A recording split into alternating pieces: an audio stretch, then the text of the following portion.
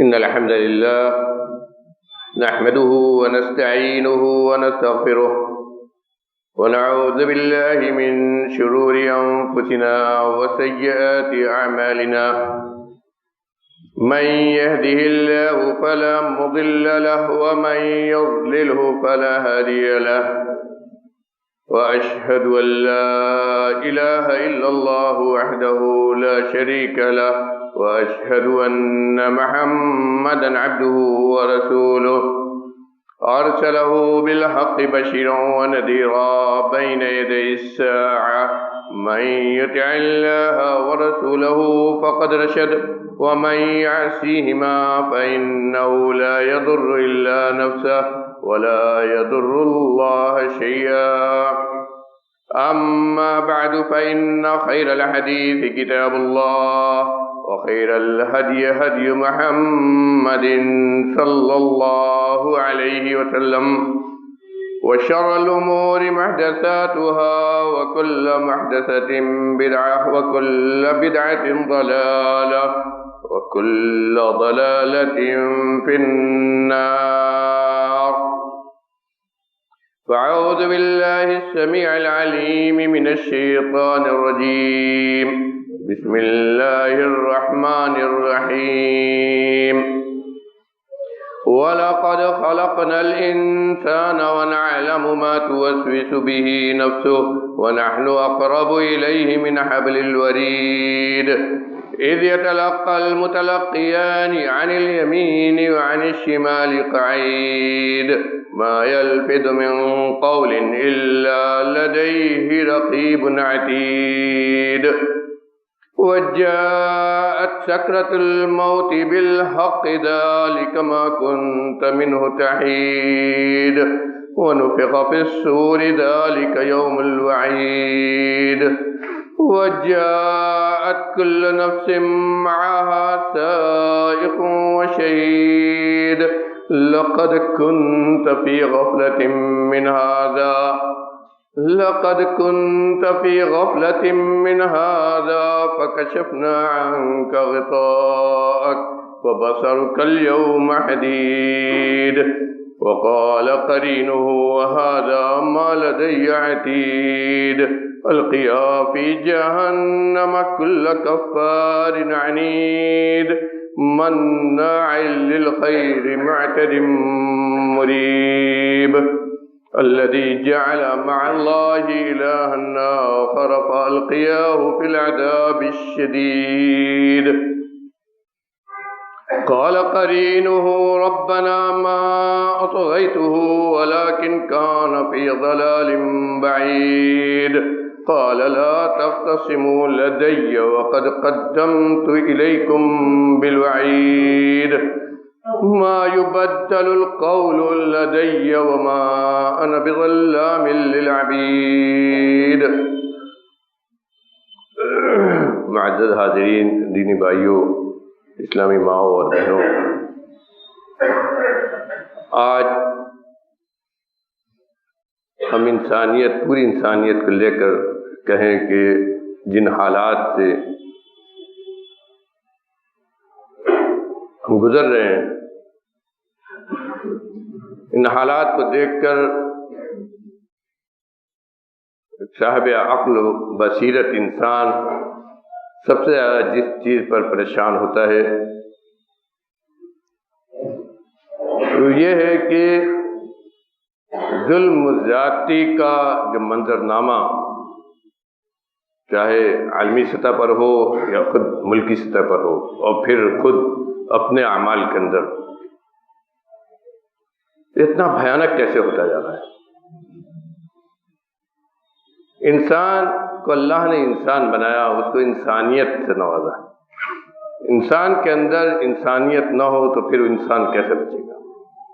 ایک انسانیت نواز انسان ظلم زیادتی کو دیکھ کر پریشان نہ ہو تو بھی اس کے اندر گویا انسانیت مردہ ہو رہی ہے، اور اگر اس انسانیت کو خود پامال کرے تو پھر اس کے اندر انسانیت کہاں باقی ہے۔ اور جس کے اندر بھی اللہ نے اس انسانیت کے تعلق سے رحم رحمت رکھی ہے، وہ ضرور یہ سوچے گا کہ انسان کی انسانیت کہاں گئی ہے کہ وہ خود اپنے بھائیوں کے خلاف اس طرح ظلم و زیادتی پر آمادہ ہو جاتا ہے۔ ظلم وہ وائرس اسے کہنا چاہیے کہ جس معاشرے کے اندر گھستا ہے، اس معاشرے سے امن و سکون، اطمینان اور چین کی زندگی کافور ہو جاتی ہے، ختم ہو جاتی ہے۔ انسانیت کے اندر، انسانوں کے اندر امن و سکون اور اطمینان کی زندگی باقی رہے، اس کے لیے ضروری ہے کہ معاشرے کے اندر سے ظلم زیادتی کا خاتمہ ہو۔ ظلم زیادتی جس سطح کی ہو، جس لیول کی ہو اور جہاں پر بھی ہو، اللہ نے اس کو حرام قرار دیا۔ اللہ نے تو ظلم کو خود اپنے اوپر حرام قرار دیا، خود اپنے اوپر ظلم کو حرام قرار دیا ہے۔ قرآن میں جگہ جگہ یہ فرمایا گیا ہے کہ تمہارا رب ظلم کرنے والا نہیں ہے، وما ربک بظلام للعبید۔ تمہارا رب جو ارحم الراحمین ہے، جس نے رحمت کو اپنی صفت قرار دیا ہے، کیسے ہو سکتا ہے کہ وہ اپنے بندوں پر ظلم کرے؟ اور یہی نہیں بلکہ اللہ نے جہاں بندوں کے اوپر ظلم کو حرام کرنے کی بات کہی، وہاں اپنے اوپر بھی ظلم کو حرام کرنے کی بات۔ حدیث قدسی ہے، اللہ رب العالمین خود کہتا ہے، نبی کریم صلی اللہ علیہ وسلم اپنے رب سے روایت کرتے ہوئے فرماتے ہیں کہ اللہ رب العالمین نے فرما رہا ہے، یا عبادی انی حرمت الظلم علی نفسی وجعلت بینکم محرما فلا تظالموا۔ اے میرے بندو، غور کرو، نہ مسلمان کی بات ہے، نہ اللہ پر ایمان لانے کی بات ہے، نہ کسی نبی کی امت کی بات ہے۔ تمام انسانوں سے اللہ رب العالمین کا، ہر انسان اللہ کا بندہ ہے، چاہے وہ اللہ کو مانے یا نہ مانے۔ تمام انسانوں کو مخاطب کر کے اللہ رب العالمین کہہ رہا ہے، یا عبادی انی حرمت الظلم علی نفسی، اے میرے بندو، میں نے ظلم کو اپنے اوپر حرام کیا۔ اللہ نے خود اپنے اوپر کہا، اپنے اوپر خود کہا کہ میں نے اپنے اوپر ظلم کو حرام کیا ہے۔ یہ ہو ہی نہیں سکتا ہے کہ اللہ تعالیٰ ظلم کرے، اور اسی لیے جہاں کہیں قرآن میں عذاب کا ذکر آیا ہے، جہاں کہیں بستیوں کی ہلاکت کا اللہ نے ذکر کیا ہے، پچھلی قوموں کے واقعات کو ذکر کرتے ہوئے اللہ نے یہ بتلایا کہ قوم ہلاک ہوئیں، وہاں یہ کہہ دیا ہے کہ فَبِظُلْمٍ مِّنَ الَّذِينَ، ان لوگوں کے ظلم کی وجہ سے ایسا کیا گیا۔ جگہ جگہ اللہ نے کہا ہے کہ جو کچھ یہ ہوا اس لیے ہوا کہ انسان نے خود اپنے اوپر ظلم کیا ہے۔ یہ ظلم کیسا کیسا ہوتا ہے اس کی بھی وضاحت ہم کرتے ہیں۔ کہا کہ انی حرمت الظلم علی نفسی، میں نے اپنے اوپر ظلم کا حرام کر لیا، اور ایسے ہی تمہارے اوپر بھی ظلم کا حرام کیا، وجعلتہ بینکم محرما، اور ایسے ہی اس ظلم کو تم تمام لوگوں پر، تمام انسانیت پر، چاہے وہ اللہ کو نہ مانے لیکن اللہ کا بندہ ہے تو ظلم اس کے اوپر حرام ہے۔ حرمت وجعلتہ بینکم محرما فلا تظالموا، آپس میں ایک دوسرے کے اوپر ظلم نہ کرو، آپس میں ایک دوسرے کے اوپر ظلم نہ کرو۔ اس کے بعد اللہ رب العالمین نے انسان کے عمل کا ذکر کیا۔ لمبی حدیث ہے، آخر حدیث کا آخری حصہ ہے، اس کو میں سناتا ہوں۔ اس ظلم کی والی حدیث میں اللہ نے یہ بات کیوں کہی، اس پر بھی غور کرو۔ کہا کہ یا عبادی لو ان اولکم وآخرکم وانسکم وجنکم كانوا على اتقى قلب رجل واحد منکم، کہا کہ اگر، اے میرے بندو، اگر تمام انسان اور تمام جنات، تم میں کا پہلا انسان جو پیدا ہوا اور آخری انسان جو اس دنیا پیدا ہوگا، سب کے سب اس دنیا کے سب سے متقی انسان بن جائیں، سب سے متقی مخلوق بن جائیں، ایسے ہو جائیں جو دنیا کے سب سے متقی، سب سے زیادہ پرہیزگار، سب سے زیادہ اللہ والے، سب سے زیادہ اللہ کے ولی ہیں، سب سے بڑے جو ہیں متقی پرہیزگار، ایسے سب کے سب ہو جائیں پوری دنیا، تمام انسان اور تمام جنات، تو میری بادشاہت میں اس سے کوئی بڑھوتری ہونے والی نہیں ہے، اس سے مجھ کو کوئی فائدہ ہونے والا نہیں ہے۔ یہ نہیں ہے کہ تم سب کے سب متقی پرہیزگار بن گئے، سب کے سب اللہ والے بن گئے، دن رات اللہ کی عبادت میں لگے رہتے ہو، اگر ایسی پوری دنیا ہو جائے تو اس سے بھی میری بادشاہت میں، میرے خزانے میں کوئی زیادتی ہونے والی نہیں ہے، کوئی چیز بڑھ نہیں جائے گی ہمارے یہاں۔ اور اسی طرح اس کے برخلاف اگر تمام کے تمام انسان و جنات، پہلا انسان جو پیدا ہوا وہ اور آخری انسان تک جو اس سرزمین پیدا ہو، سب کے سب تمام کے تمام لوگ فاجر و فاسق ہو جائے، اور فاجر و فاسق کیسے؟ سب سے فاجر انسان اس دنیا میں جو پیدا ہوا، سب سے ظالم، سب سے بڑا فاسق اور ظالم انسان جو اس دنیا میں ہو، ایسے سب کے سب ہو جائیں، سب کے سب ایسے ہی ظالم جابر فاسق ہو جائیں، تو میری بادشاہت میں کوئی کمی بھی ہونے والی نہیں ہے۔ ایسا نہیں ہو سکتا ہے کہ سب مجھ سے بیزار ہو جائیں، سب میری عبادت کرنا چھوڑ دیں، سب مجھ کو ماننا چھوڑ دیں، سب ظالم جابر ہو جائیں، تو اس سے میری بادشاہت میں کوئی نقصان بھی ہونے والا نہیں ہے۔ کیوں؟ اس لیے کہ اس دنیا میں جو کچھ ہے وہ سب تمہارا عمل ہے، چاہے نیکی ہو، چاہے بدی ہو، چاہے انصاف ہو، چاہے ظلم ہو، چاہے حق کی ادائیگی ہو، چاہے حق کی تلفی ہو، جو کچھ ہے اس دنیا میں اس سب کا سب تمہارا ہی عمل ہے۔ انما ہی اعمالکم احصیھا علیکم، کہا کہ دنیا میں جو کچھ ہے وہ صرف اور صرف تمہارے اعمال ہے۔ اگر تباہی آتی ہے تو تمہارے اعمال کی وجہ سے، اگر اللہ کا فضل و انعام آتا ہے، اس کی نعمتیں آتی ہیں، اس کا خزانہ کھلتا ہے، تو تمہارے اعمال کی وجہ سے۔ یہ دنیا میں یہ تمہارے اعمال ہی اعمال ہیں جن کو ہم نے گن گن کر رکھا ہوا ہے، نوٹ کر لیا ہے، لکھ لیا ہے تمہارے ان اعمال کو، اور ان اعمال کا ہم تمہیں پورا پورا بدلہ دیں گے۔ ان اعمال کا ہم تم کو پورا پورا بدلہ دیں گے۔ دنیا میں بھی بدلہ ملتا ہے اس کا تھوڑا تھوڑا۔ وَلَوْ يُؤَاخِذُ اللَّهُ النَّاسَ بِظُلْمِهِمْ مَا تَرَكَ عَلَى ظَهْرِهَا مِن دَابَّةٍ، اللہ یہ کہتا ہے کہ انسان اتنا بڑا ظالم ہے، اتنا بڑا ظالم ہے کہ اگر اس کے ہر ظلم پر اس کی گرفت ہونے لگے، ہر ظلم پر اللہ رب العالمین اس کے اوپر عذاب بھیجنے لگے، اس کو پکڑنے لگے، تو اس سرزمین پر ایک چلنے والا جانور بھی نہ بچے، ایک چوپایا بھی نہ بچے، سب کے سب۔ اس لیے کہ جب اللہ کا عذاب آتا ہے تو صرف ان لوگوں کو نہیں دیکھتا ہے جنہوں نے ظلم کیا ہے، جنہوں نے گناہ کیا ہے، بلکہ ان کو بھی پکڑتا ہے، ان کو بھی وہ عذاب پکڑتا ہے جنہوں نے اس پر اعتراض نہیں کیا ہے، جنہوں نے اس پر احتجاج نہیں کیا ہے، جنہوں نے اس پر روک نہیں لگائی ہے۔ اسی لیے نبی کریم صلی اللہ علیہ وسلم حدیث میں کیا فرماتے ہیں؟ انصر اخاک ظالما او مظلوما۔ آپ نے ایک موقع فرمایا کہ لوگوں اپنے بھائی کی مدد کرو، چاہے وہ ظالم ہو اور چاہے مظلوم ہو۔ غور کرو، اپنے بھائی کی مدد کرو، بھائی کہا جس کے اوپر ظلم ہو رہا ہے، کہا کہ اپنے بھائی کی مدد کرو چاہے وہ ظالم ہو اور چاہے مظلوم ہو۔ صحابہ کرام نے بہت تعجب سے پوچھا کہ اللہ کے رسول، مظلوم کی مدد تو سمجھ میں آتی ہے کہ اس کا ظلم نہ ہونے دیا، مظلوم کی مدد تو سمجھ میں آتی ہے کہ مظلوم کی ہم مدد کریں، اس کو جو ہے اس کا سہارا بنے، اس کے اوپر ظلم نہ ہو، لیکن اس ظالم کی مدد کیا ہے؟ تو کہا ظالم کی مدد یہ ہے کہ اس کو ظلم کرنے سے روکو۔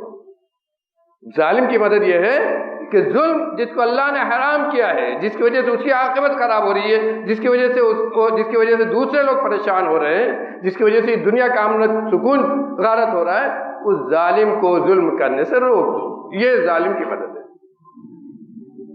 تو یہاں اللہ نے کیا کہا؟ انما ہی اعمال احصیھا علیکم ثم اوفیھا لکم، یہ تمہارے دنیا میں جو زندگی تمہاری ہے، یہ تمہارے پورے کے طور پر تمہارے اعمال ہیں، چاہے اچھے ہوں یا برے ہوں، اور ان اعمال کو ہم لکھ رہے ہیں تمہارے لیے، گن گن کر قلم بند کیا جا رہا ہے، اور پھر انہی پر تم کو بدلہ دیا جائے گا۔ دنیا میں بھی بدلہ پاؤ گے اور آخرت میں تو پورا بدلہ پاؤ گے، آخرت میں پورا بدلہ پاؤ گے۔ یہ ظلم کیسا ہوگا آخرت میں؟ نبی کریم صلی اللہ علیہ وسلم نے ایک حدیث فرمایا، الظلم ظلمات یوم القیامہ، الظلم ظلمات یوم القیامہ، ظلم قیامت کے دن تاریکی تاریکی ہوگا، ہر قسم کی تاریکی کا سبب ہوگا۔ قیامت کے دن جب آدمی روشنی کی تلاش میں ہوگا، اہل ایمان کے لیے ان کا ایمان، ان کا تقوی روشنی کا سبب بنے گا، اللہ رب العالمین اسے روشنی عطا کرے گا، اس کے عقیدے ایمان کی بدولت اللہ تعالی ہم سب کو یہ روشنی عطا کرے۔ اس روشنی کے موقع پر اگر ظلم کیا ہے دنیا میں تو یہ ظلم قیامت کے دن تاریکی بنے گا، ہر طرح کی تاریکی بنے گا۔ اور اسی لیے کہا آگے کہ اگر یہ دیکھو اپنے عمل میں تلاش کرو کہ اگر تم نے کسی کے اوپر کوئی ظلم کیا ہے تو اس کا بدلہ اس دن کے آنے سے پہلے اس دنیا میں اس ظلم کا بدلہ پورا کر دو، اس ظلم کو کے بدلے کو پورا کر دو، اس کے حق کو پورا ادا کر دو اس دن کے آنے سے پہلے، جس دن مال و درہم نہیں ہوگا بلکہ تمہارے پاس تمہارے اعمال ہوں گے اور انہی اعمال سے بدلہ ہوگا۔ اللہ رب العالمین نے حدیث میں کیا کہتا ہے؟ ثم اوفی ایک فمن وجد خیرا فلیحمد اللہ ومن وجد غیر ذلک فلا یلومن الا نفسہ۔ اس کو یہ حدیث کا یہ ٹکڑا مجھ کو اس لیے بہت یاد آ رہا ہے کہ میرے استاد تھے جامعہ اسلامیہ میں، ہر درس کے آخر میں اس کو ضرور پڑھتے تھے۔ بہت بڑی بات اللہ نے کہا فمن وجد خیرا فلیحمد اللہ، تو اگر کوئی آدمی خیر پائے دنیا میں اور آخرت میں دونوں جگہ، عام کا حل، دنیا میں بھی اگر اس کے ساتھ بھلائی ہو رہی ہے، دنیا میں بھی اگر اچھا نتیجہ پا رہا ہے، دنیا میں بھی اگر سرخروئی پا رہا ہے، دنیا میں بھی اگر اللہ کی نعمتیں پا رہا ہے اور آخرت میں بھی اس کا انجام اچھا ہوا، فلیحمد اللہ، تو وہ اللہ کا تعریف بیان کرے۔ یہ نہ سوچے کہ ہم نے اپنے عمل سے یہ کیا، یہ نہ سمجھے کہ ہم نے بہت بڑا کارنامہ کر دیا، بہت بڑا کارنامہ کر دیا اس لیے ہمیں یہ نعمتیں ملی دنیا میں بھی اور آخرت میں، نہیں، فلیحمد اللہ، اللہ کا شکر ادا کرے اس بات پر کہ اسے نیکی کی توفیق ہوئی، اسے نیکی کی توفیق ہوئی، اللہ کی طرف سے اسے اس بات کی توفیق ہوئی کہ وہ ظلم زیادتی سے بچا رہا، اللہ کی طرف سے اسے اس بات کی توفیق ہوئی کہ اس نے دوسروں کے حقوق کو ادا کیا۔ فلیحمد اللہ، نیک اعمال پر یہاں یہ تعلیم ہے گویا کہ ہر نیکی پر آدمی کو اللہ کی تعریف بیان کرنا چاہیے، اس کا شکر ادا کرنا چاہیے کہ اپنے بہت سارے بندوں کے درمیان سے اس کو منتخب کیا اس نیک کام کے لیے۔ بہت سارے دنیا میں انسان، ان کو کیوں نہیں نیکی کی توفیق ہو جاتی؟ اللہ نے اس کو منتخب کیا، اس کے اوپر اللہ کا یہ بہت بڑا انعام اس کے اوپر رہا کہ اس کو توفیق دی نیک کام کی، اس کو توفیق دی ظلم زیادتی سے بچنے کی، اس کو توفیق دی حقوق کو ادا کرنے کی۔ یہ اللہ نے کہا فلیحمد اللہ، اگر اچھا بدلہ پا رہا ہے تو گویا اچھے عمل کی وجہ سے پا رہا ہے، لہذا اللہ کے حمد و ثنا بیان کرے، اور اگر اس کے علاوہ ہوا، برا بدلہ ملا، برائی ہاتھ لگی، برا انجام آیا، فلا یلومن الا نفسہ، تو اپنے آپ ہی کو ملامت کرے، اللہ کو نہ کہے، اپنے آپ کو ملامت کرے کہ اس نے اچھا عمل کیوں نہیں کیا، کیوں ظلم زیادتی کی۔ ظلم کو اسلام نے مکمل طور پر حرام قرار دیا ہے، اور میں نے کہا ہر سطح پر، اپنی ذاتی سطح پر بھی انسان اپنے نفس کے ساتھ ظلم نہیں کر سکتا ہے۔ غور کرو، خودکشی حرام ہے، کیوں؟ اس لیے کہ انسان کی اپنے نفس کے ساتھ ظلم ہے۔ اللہ نے آپ کو زندگی دی ہے، زندہ رہنے کا پورا حق دیا ہے، اور یہ حق لینے کا اختیار اسی کو ہے۔ آپ اگر زبردستی اپنا حق یہ ختم کرتے ہیں تو ظلم ہے۔ اپنے نفس کے ساتھ بھی ظلم کرنے کو حرام قرار دیا۔ آپ کو اللہ نے نعمت دی ہے، اس نعمت سے فائدہ اٹھانے کا حکم دیا، اگر نہیں فائدہ اٹھاتے ہیں تو یہ ظلم ہے۔ اور یہی نہیں، عقیدہ و عمل دونوں میدان میں ظلم سے منع کیا۔ عقیدے کا ظلم سب سے بڑا یہ ہے کہ آدمی اللہ کی عبادت میں دوسرے کو شریک کرے، جسے شرک کم کرے۔ ان الشرک لظلم عظیم، اللہ نے دنیا کا سب سے بڑا ظلم شرک کو قرار دیا۔ وہ کہتے ہیں کہ ہم چاہے نماز پڑھیں نہ پڑھیں، یہ تو ہمارا اپنا معاملہ ہے، حقیقت میں آپ کا اپنے نفس کے ساتھ ظلم ہے، آپ کا اپنے نفس کے ساتھ ظلم ہے، اس لیے کہ آپ اپنے آپ کو اللہ کے عذاب کی طرف لے جا رہے ہیں۔ آپ اللہ کی معصیت کر کے اپنے آپ کو اللہ کے عذاب کی طرف لے جا رہے ہیں، یہ آپ کا اپنے نفس کے ساتھ ظلم ہے۔ اور اسی طرح ظلم کو اللہ نے دوسروں کے ساتھ چاہے تعلقات کے معاملے میں ہو، چاہے رشتہ داری کے معاملے میں ہو، چاہے لین دین کے معاملے میں ہو، اور چاہے نفس کے معاملے میں ہو، مال کے معاملے میں ہو، آبرو کے معاملے میں ہو، ہر معاملے میں دوسروں کے ساتھ بھی ظلم کو حرام کیا۔ ظلم کو حرام کیا ہے، اور کتنا حرام کیا ہے۔ نبی کریم صلی اللہ علیہ وسلم کے اس خطبے کو یاد کیجئے، حجۃ الوداع کے موقع پر کہا تھا، جب تمام مسلمان موجود تھے، وہاں کہا تھا انما دماؤکم واموالکم واعراضکم حرام علیکم کحرمت یومکم ھذا فی شہرکم ھذا فی بلدکم ھذا۔ صحابہ کرام سے آپ نے پوچھا تھا، پوچھ کر دھیان دلا کر آپ نے یہ بات کی تھی کہ کون سا مہینہ ہے؟ ذی الحجہ کا مہینہ حرمت والا مہینہ ہوتا ہے۔ یہ کون سا شہر ہے؟ بلد حرام ہے۔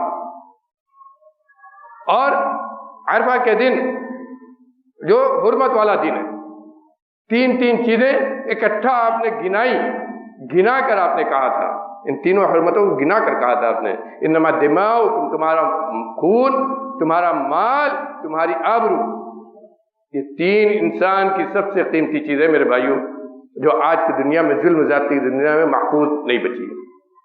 جو آج کی ظلم و زیادتی کی دنیا میں کتنی محفوظ ہے، یہ پورا دنیا کا منظرنامہ خود ہمیں کہہ رہا ہے، اپنا معاشرہ، اپنے گھر کا احوال، اپنی زندگی، یہ خود اس قصے کو بیان کر رہی ہے کہ یہ تین چیزیں آج ہمارے درمیان کتنی محفوظ ہیں۔ جبکہ اسلام نے کیا کہا تھا؟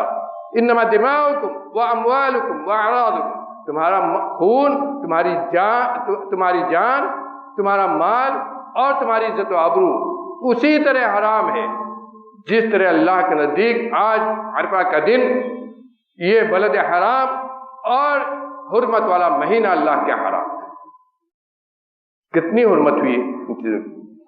اور اسی لیے ان تینوں چیزوں کی بحرمتی اور ان پر ظلم زیادتی کو اسلام نے اتنا حرام کیا کہ اسے سخت سزائیں متعین کی۔ کتنی سخت سزائیں متعین کی ہیں، آپ پڑھیے تو اندازہ لگے۔ ان تینوں کی سزائیں اس لیے متعین کی، اس کو حرام قرار دیا گیا ہے۔ نبی کریم صلی اللہ علیہ وسلم نے اسی حجۃ الوداع کے موقع پر یہ خطبے میں کہا تھا، اے اللہ کے بندو، تعیشوا، آپس میں مل جل کر امن، سکون، شانتی کے ساتھ رہو، مل جل کر رہو۔ تمام انسانیت کو کہا تھا آپ نے، اے اللہ کے بندو مل جل کر رہو، آپس میں سکون اطمینان کے ساتھ رہو۔ ولا تظالموا، 3 بار آپ نے فرمایا، آپس میں ایک دوسرے کے اوپر ظلم نہ کرنا۔ یہ ایک طرح سے دین کا منشور تھا جو آپ نے حجۃ الوداع کے موقع پر اس دنیا سے جانے سے پہلے آپ نے پوری انسانیت کو دیا تھا کہ ظلم نہ کرو۔ کیوں؟ اس لیے کہ اگر ظلم کرو گے تو یہ دنیا امن سکون کی نہیں بچے گی۔ امن سکون کے لیے اس ظلم کا خاتمہ سب سے زیادہ ضروری ہے، اور اس کو ہر سطح پر اسلام نے حرام کرا دیا ہے، ہر سطح پر۔ نبی کریم صلی اللہ علیہ وسلم نے ایک حدیث میں بڑا صاف فرمایا کہ آپس میں ایک دوسرے کی جاسوسی نہ کرو، آپس میں ایک دوسرے کے ساتھ حسد نہ کرو، آپس میں لین دین میں ایک دوسرے کو دھوکہ نہ دو، لین دین میں آپس میں ایک دوسرے کو دھوکہ نہ دو، ایک دوسرے کے حقوق کو نہ دباؤ، کسی کی حق تلفی نہ کرو۔ اور ان سب کی وضاحت کے بعد کہا وَلَا تَظَالَمُوا، آپس میں ایک دوسرے پر ظلم نہ کرو۔ کیوں؟ اس لیے کہ ان معاملات میں حق تلفی، حسد، کینہ، بغض، اس کو بھی ظلم میں داخل کر دیا، جو آج ہمارے معاشرے کا ناسور ہے، اس کو بھی داخل کر دیا۔ آج ہماری حالت یہ ہے کہ اگر کسی کو اچھا کام کرتے ہوئے دیکھتے ہیں تو یہ نہیں کرتے ہیں کہ اس کے ساتھ اس کی مدد کریں کہ چلو ہم بھی تھوڑا شریک ہو جائیں، بلکہ الٹا یہ ہوتا ہے کہ حسد کرتے ہیں کہ کیوں اسی کو توفیق ہوئی، کیوں یہ اچھا کام کر رہا ہے، اچھا کام کرنے کی توفیق ہمیں کیوں نہیں ہوئی؟ میرے بھائیوں، ہم اس موقع پر تو ہمیں دعا کرنی چاہیے اس کے لیے بھی کہ اس کو اللہ تعالیٰ اور توفیق دے، اور اپنے لیے خاص طور پر کہ ویسے ہی ہم کو بھی اچھا کام کرنے کی توفیق دے دے۔ لیکن اچھے کام کے ساتھ بھی ہمارے ہاں حسد ہونے لگتا ہے کہ کیوں اسی کو توفیق کری، کیوں اسی کا نام لیا جا رہا ہے، کیوں اسی کو اچھا سمجھا جا رہا ہے، ہمیں کیوں نہیں سمجھا جا رہا؟ میرے بھائیو، یہ بھی حسد کے اندر داخل ہے، یہ بھی عملی حسد کے اندر داخل ہے کہ عمل کے اندر بھی، نیکی کے کام میں بھی ہم حسد کرنے لگتے ہیں۔ اس کو بھی اسلام نے اسی ضمن میں اسلام نے اس کو بھی حرام کیا، یہ بھی ظلم کے اندر داخل ہے۔ اسی لیے تمام برائیوں کو ذکر کرنے کے ساتھ آپ نے کہا وَلَا تَظَالَمُوا، آپس میں ظلم نہ کرو۔ اس میں یہ نہ سمجھو کہ اس کا وہ تمہارا حق مار رہا ہے، بلکہ اس کو جو ملا اس کے حق سے ملا۔ تم اپنا حق تلاش کرو معاشرے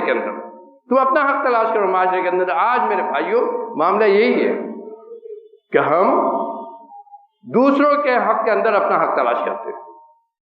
دوسروں کے حق کے اندر اپنا حق تلاش کرنے لگتے ہیں، اور اسی لیے حسد پیدا ہوتا ہے، اسی لیے بغض پیدا ہوتا ہے، اسی لیے کینہ پیدا ہوتا ہے، اسی لیے آپس کی برائیاں پیدا ہوتی ہیں۔ ہم اپنا حق اللہ سے آگے بڑھ کر تلاش کریں اور مانگیں، اس کے لیے اللہ کے ہاں کھلا ہوا راستہ ہے۔ نبی کریم صلی اللہ علیہ وسلم دعا کرتے تھے، اللہم رحمتک ارجو فلا تکلنی الی نفسی طرفۃ عین، دعا کرتے تھے اے اللہ تیری رحمت کی مجھے امید ہے۔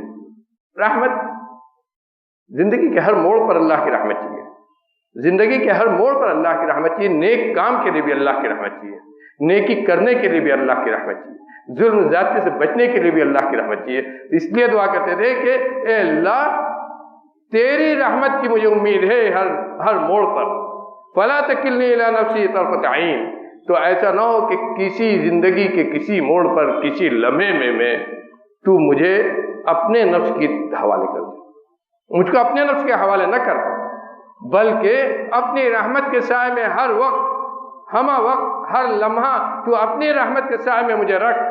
ایسا نہ ہو کہ کسی بھی لمحہ تیری رحمت ہم سے ہٹ جائے اور مجھ کو میرے اپنے ذات کے حوالے کر دیا جائے۔ ظلم کی سب سے بڑی وجہ یہ ہوتی ہے کہ آدمی اپنے آپ کو ہی سب سے بڑا سمجھتا ہے، اس کو طاقت حاصل ہوتی ہے، کسی قسم کا غلبہ حاصل ہوتا ہے، کسی قسم کی بڑائی حاصل ہو جاتی ہے، حتیٰ کہ مال و دولت کی بھی بڑائی ہوتی ہے، اور اس کی وجہ سے تکبر اس کے اندر پیدا ہوتا ہے۔ تکبر جو اس کے اندر پیدا ہوتا ہے تو یہ اس کو ظلم پر ابھارتا ہے، اور یہ ظلم کسی بھی سطح پر ہو سکتا ہے، جتنی اس کو طاقت ہے اتنی طاقت کے بھر اس کے اندر ظلم آ سکتا ہے۔ اگر حکومت کی سطح پر ہے، حکومت کا مالک ہے تو وہاں سے ظلم کرتا ہے، اگر حکومت کی سطح پر نہیں، نیچے کہیں اسے کچھ حاصل ہے تو وہاں ظلم کرتا ہے۔ اور آج اگر ہم دنیا میں پھیلے ہوئے اس ظلم کے منظر نامے کو دیکھیں تو ہمیں ہر سطح پر یہ چیز نظر آئے، جس کو جہاں جو طاقت ملتی ہے سمجھتا ہے کہ ہم اس کے مالک، اور یہاں ہم جو چاہے کر سکتے ہیں، ہمیں کوئی روکنے والا نہیں۔ اور اسی لیے اسلام نے سختی سے اس بات کی ہدایت کی کہ اس ظلم کو روکنے، اپنے سطح پر اس ظلم کو روکنے کے لیے انسان کو تیار رہنا چاہیے۔ اس ظلم کو کیسے روکا جائے اس کے لیے انسان کو تیار رہنا چاہیے۔ اگر اس کو روکنے اور اس برائی سے اپنے آپ کو اور معاشرے کو بچانے کا جذبہ نہیں ہے تو جب اللہ کا عذاب آئے گا نا تو پھر ظالم ہی نہیں بلکہ وہ جو مظلوم ہیں وہ بھی اللہ کے عذاب سے نہیں بچیں گے۔ وَاتَّقُوا فِتْنَةً لَا تُصِيبَنَّ الَّذِينَ ظَلَمُوا مِنْكُمْ خَاصَّةً وَاعْلَمُوا أَنَّ اللَّهَ شَدِيدُ الْعِقَابِ، اللہ کا یہ اعلان ہے۔ وَاتَّقُوا فِتْنَةً لَا تُصِيبَنَّ الَّذِينَ ظَلَمُوا مِنْكُمْ خَاصَّةً، اس فتنے سے، اس عذاب سے، اللہ کی اس گرفت سے اپنے آپ کو بچاؤ جو صرف ظالموں ہی کو نہیں پہنچے گا، صرف وہ لوگ اس میں نہیں مبتلا ہوں گے جو ظلم کرنے والے ہوں گے، بلکہ سب کے لیے عام ہو جائے گا۔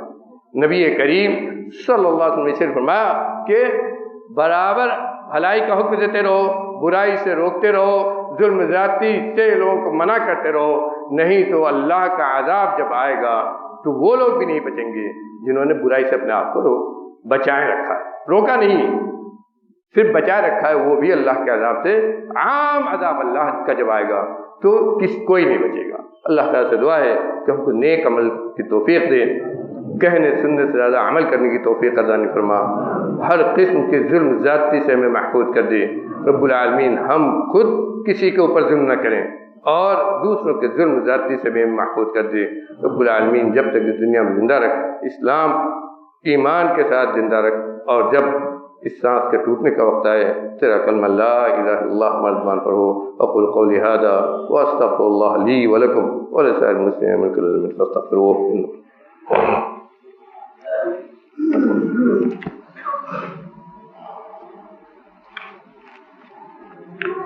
الحمد لله وحده والصلاة والسلام على من لا نبي بعده، أما بعد فأعوذ بالله السميع العليم من الشيطان الرجيم، بسم الله الرحمن الرحيم، إن الله وملائكته يصلون على النبي يا أيها الذين آمنوا صلوا عليه وسلموا تسليما، اللهم صل على محمد وعلى آل محمد كما صليت على إبراهيم وعلى آل إبراهيم إنك حميد مجيد، اللهم بارك على محمد وعلى آل محمد كما باركت على إبراهيم وعلى آل إبراهيم إنك حميد مجيد، اللهم اغفر لأمة محمد اللهم اغفر لأمة محمد اللهم ارحم أمة محمد رحمة عامة اللهم انصر من نصر دين محمد صلى الله عليه وسلم واجعلنا منهم واخذل من خذل دين محمد صلى الله عليه وسلم ولا تجعلنا منهم